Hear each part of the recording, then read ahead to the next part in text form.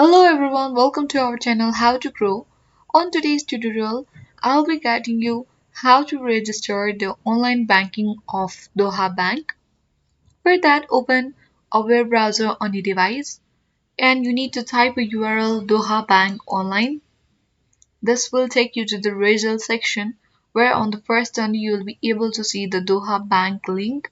So to register on the Doha Bank online, you need to click on the bank online link. This will take you to the official website of Doha Bank. When you scroll down a bit down, you'll be able to see how to register steps. So you'll be able to see the register button. So click on register to start the registration process. And now here it is given that for self-registration online banking, first step you need to enter the customer details.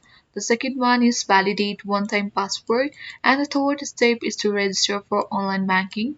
So to get started, you need to simply click on start and you'll be taken to the first step, that is enter the customer details. So you need to enter your debit card number, your QID and the username on the third option. After you have entered all the credentials here, you need to click on I agree to the terms and conditions. So after you have checked this box, you can click on next, and after that you can go to the second step, that is validate one-time password.